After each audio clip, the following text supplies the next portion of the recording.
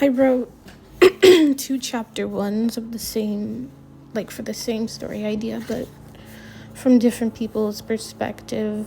So this is Kevin's, and the one I read before was Bryn. And so, like, I just think I want to know which one is the better, like, chapter one, which would be more interesting. I don't know anything really about boys, so I think I felt more blind, haha. I felt more like I was floundering with this one, I think. So, like, I think I tried my best. Like, Bryn is really based on me, and not that I've ever worked at any store, actually. I was really scared about that, but yeah. Just know when I'm talking through Kevin, it's not anything I really have experience with. Most of Kevin and Bryn's stuff is new to me, and it's a lot of what I'm getting to work with in therapy, a lot of getting out of my comfort zone, and so it's like, why not put that into my writing too? If I'm going to be an author, which I really want to be one day, authors write all the time about things that aren't even real. So, I want to do that, be able to do that too, be able to get comfortable with that, not keep myself in a box, basically. So I hope you enjoy Kevin's chapter 1. Kevin, it's time to get up. I shift slightly under the cool sheets. My weighted blanket feels like it's giving me a hug, one that may never end. Kevin, can you hear me? Aunt Beverly jiggles my doorknob. Sighing, I roll out of bed, open the door to her frowning face, and brush past her to use the bathroom. This is going to be a long summer. Aunt Bev is my mom's younger sister. And since my grandparents said no to having me this year, Mom went down the list of relatives. It'll be good for you, Mom said as we were packing my medications. Maybe you'll make new friends and finally realize that you can have more than just a few close ones. Everyone ignores me, though, at school. I did have a bad reputation, but still. I doubted much would change in a few months. And Aunt Beverly,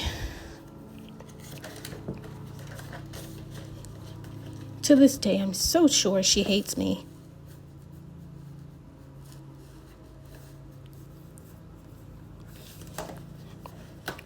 Or at least despises whoever dropped me off here, my mother. I'm only driving you to work today, she tells me, watching as I style my hair. When will you cut that off? Never, I snap. Never, I snap, but thanks for the drive. How will I get to work? How will I get there tomorrow? The bus, she says, like it's so easy. I don't know the system well enough. I brush my long blonde hair. I don't like any of the strands to be out of place or move when the wind blows. After brushing, I spray it down with some gel. No, I spray it and apply some hair mixture that'll do the trick when it dries. Like gel. Listen, Kevin, you were sent here to gain experience and help your anxiety or whatever. I'm not your mother. Okay, but bye.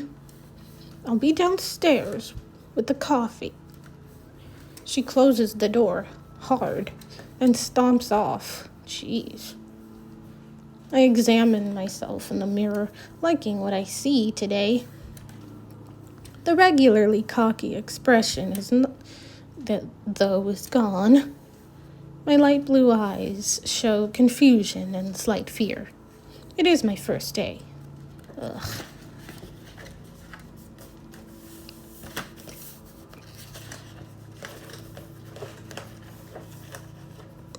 At least the witch Aunt Beverly's nickname by me and my siblings. Made coffee, I reassure myself. A cupful already has been set out for me. I guess a witch wouldn't do that. And a little time skip. The drive with Aunt Bev is as awkward and silent as I expected,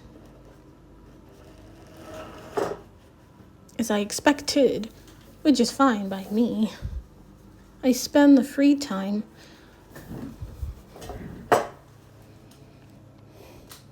catching up with friends in a group chat. We swore, and do, keep the group updated weekly.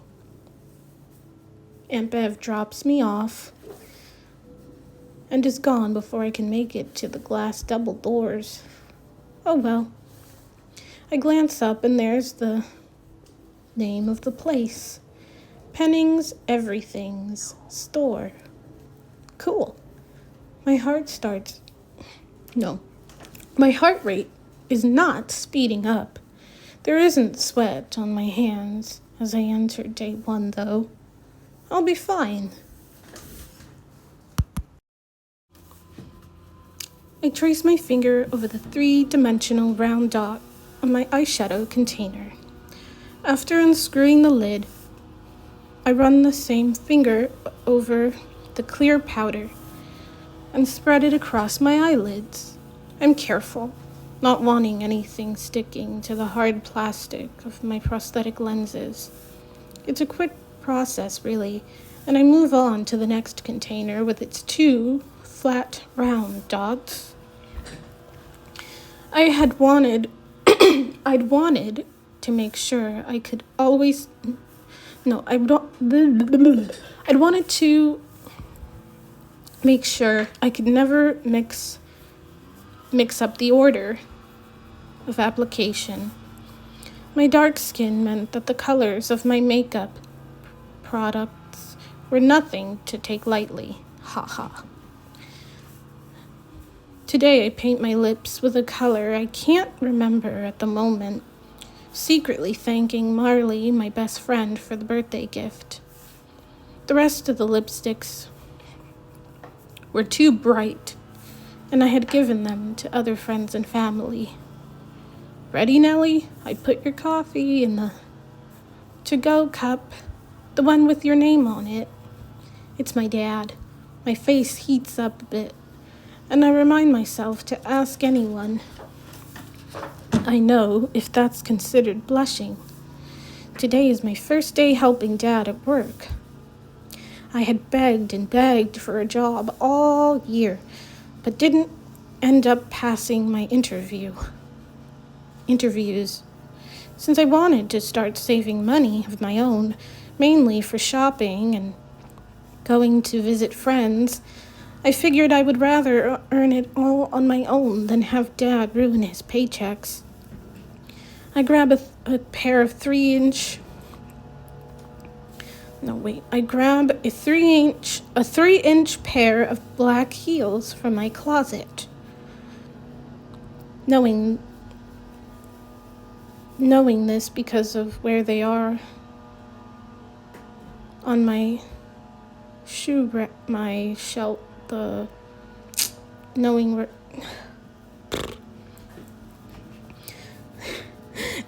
they'll match my long plaid gray skirt with its leather belt and the black thin material shirt I wear today. It's supposed to be in the 80s, so I ditch my blazer and brush down the hallway into the kitchen, hands immediately groping about the kitchen for a nice hot cup of caffeine. I usually have time to sip and enjoy, but now I chug, pour another cup into the to-go container, and grab my crossbody black purse. I unfold my cane as I shut and lock the door. zip my purse, and slide into the passenger seat of Dad's car. "You're here," Dad teases, immediately backing the car up and turning right out of the driveway. "So I am," I chirp. "How do I look?" "Ready for work. Gonna be great to have you some extra, it's gonna be great to have an extra set of hands behind the counter." Dad brakes at a red light. My stomach lurches, then gurgles, and my bladder feels like it's going to pop. What will I do? What will I be doing behind the counter? I ask, taking a long sip of coffee afterward. Customer service. Dad pulls into a parking spot, I think, and I undo my seatbelt. Phone calls, directions on where to find things.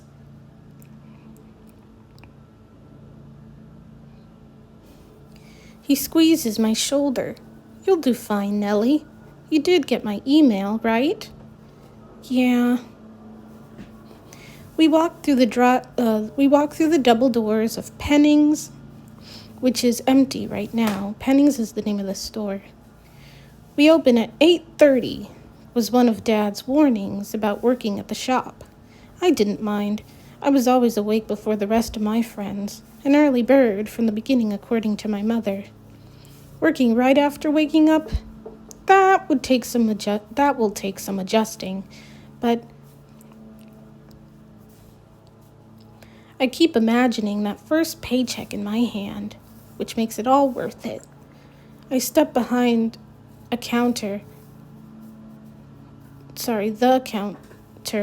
as the employees file in. I recognize some of their voices from school, and some I'll be meeting for the first time.